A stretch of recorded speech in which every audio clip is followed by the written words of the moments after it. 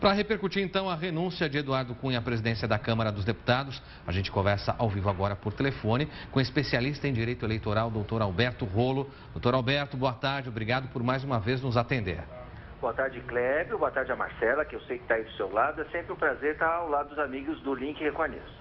Prazer é nosso. Doutor Alberto, de alguma forma essa renúncia era ventilada, embora ele tenha negado por diversas vezes, mas ela figura num momento curioso que pode, para muitos apoiadores, de alguma maneira impactar livrando da cassação do mandato. Isso pode acontecer? Qual é o impacto jurídico dessa renúncia, se favorável ou negativa para ele na sua visão? Sob o ponto de vista jurídico, Clébio, não causa impacto nenhum, né? Porque o que vai para o plenário é a decisão da Comissão de Ética, né? Foi favorável à cassação. É isso que os deputados vão votar em plenário. Sim para cassação, não para cassação.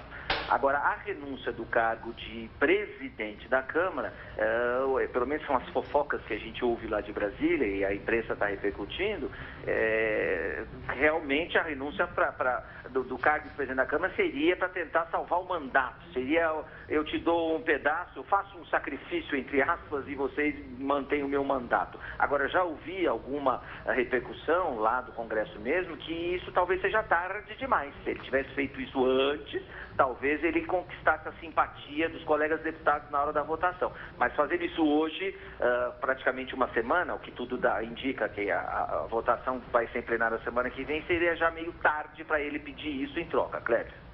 Agora, doutor Alberto Rolo, independentemente da renúncia, o que está em jogo agora na reta final é o mandato do deputado Eduardo Cunha, que está na CCJ, vai ser decidido na segunda-feira pela nulidade ou não do processo no Conselho de Ética, né, para saber se vai ter uma nova votação ou não. Caso os deputados decidam que não haja uma nova votação, aí sim vai ser submetido ao plenário da Câmara dos Deputados e aí os deputados vão decidir pela cassação ou não.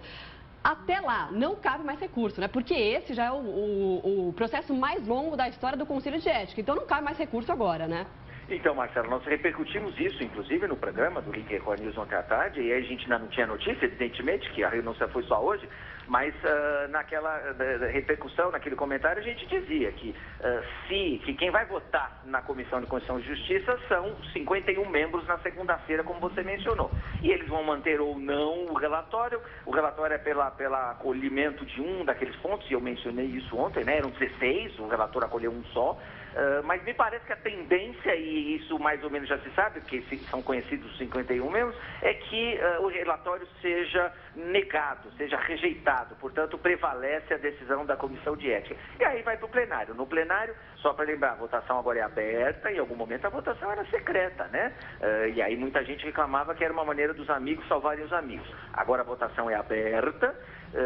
E aí a gente vai ter o resultado na hora, vai ficar sabendo se ele continua deputado ou se vai ter um mandato cassado. Doutor Alberto, no caso de cassação de Eduardo Cunha, a perda do mandato, uma vez que ele já não é mais presidente da Câmara, quais são os aspectos punitivos que ele recebe? Ele fica inelegível por quanto tempo? Em que isso pode prejudicar o futuro político dele? Além, é claro, de toda a situação que marca já o nome dele como alguém envolvido nos processos da Lava Jato, não é? Então, uma consequência direta é a inelegibilidade por 8 anos a partir do final do mandato. Então, se esse mandato atual terminaria em 2018, você soma 8 anos a 2018, que dá 2026. Então, ele ficaria inelegível até 2026. Essa é uma consequência direta da cassação. Isso não tem problema com justiça, com decisão de justiça, nada. Cassou, foi cassado, teve o mandato cassado, consequência direta, 8 anos de inelegibilidade após o término do mandato, ou o tempo, né, que seria do término do mandato. Primeira consequência direta. Segunda, que é importante, e eu também estou ouvindo repercussões de Brasília sobre isso, ele perde o foro privilegiado, também é automático. Então, todos os inquéritos, todos os processos, todos os pedidos de investigação hoje no STF vão, alguns para a mão do Sérgio Moro, os que têm relação com a Lava Jato, e outros que não têm relação com a Lava Jato vão para a Justiça de Primeira Instância do Rio de Janeiro, onde ele tem o domicílio eleitoral dele, né? Então, são duas consequências diretas, automáticas. Perfeito, doutor. Agora, doutor, Cunha já é réu no STF, né? Ele já é réu no STF, os ministros decidiram por isso.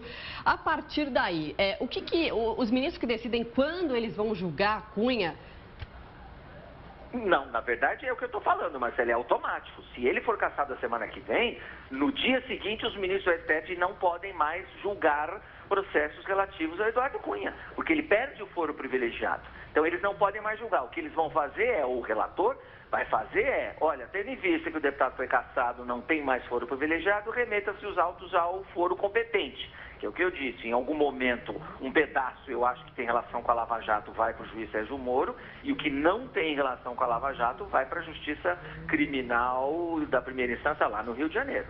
Doutor Alberto, me chamou a atenção quando você falou a respeito de talvez uma decisão tardia essa de renunciar, se antes provavelmente o apoio seria muito maior em relação à simpatia até de alguns deputados que poderiam votar favoráveis para tentar aliviar a situação, mas agora já não há mais essa possibilidade. Eu imagino que o maior temor para que Cunha não tenha até aqui renunciado era justamente perder o foro privilegiado acima de qualquer questão política, porque a essa altura, politicamente, eu imagino que seja o menor dos prejuízos para ele. Agora é uma questão de eventual prisão, tanto para ele quanto para a esposa e filhas. E filha, aliás. Falando sobre esposa e filha, que impactos elas podem sofrer a partir, então, dessa perda que ele sofre de foro privilegiado? De um modo geral, a gente pode considerar que os três passam a figurar agora como uma mira fácil do juiz Sérgio Moro? Kleber, eu não diria mira fácil. Já houve uma discussão, inclusive jurídica, sobre isso. Alguém noticiou que ele batia na mesa e reclamava que estava sendo pressionado, até se emocionou hoje, que parece que não é uma coisa que ele tem muita, que acontece com frequência, por causa da filha e da esposa. Na verdade, agora eles são réus juntos e sujeitos ao mesmo julgamento, ao mesmo juiz, né?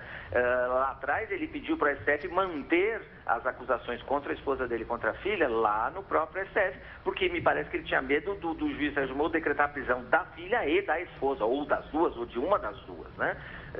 Porque elas não têm foro privilegiado. Agora ele fica junto com elas, ele passa também, ou vamos imaginar, se ele for cassado, né? Ele só renunciou por enquanto à presidência da Câmara, ele passa a ser réu junto com elas e sofrer os mesmos julgamentos, o mesmo processo. Se as acusações são as mesmas, eles são envolvidos em conjunto, né? É o mesmo juiz que vai julgar e aí eles são réus iguais, ninguém tem privilégio mais nenhum. Perfeito, doutor Alberto Rolo, muito obrigado por sua disponibilidade e também sempre atenção conosco e obrigado pelos esclarecimentos. Esperamos contar novamente com sua avaliação, porque daqui para frente imagino que os impactos serão bem interessantes na política como um todo. Olha, Kleber, dentro dessa repercussão que a gente está ouvindo hoje, eu acho que uma análise importante para a gente fazer, para todo mundo, é que a gente está depurando, aos poucos está depurando.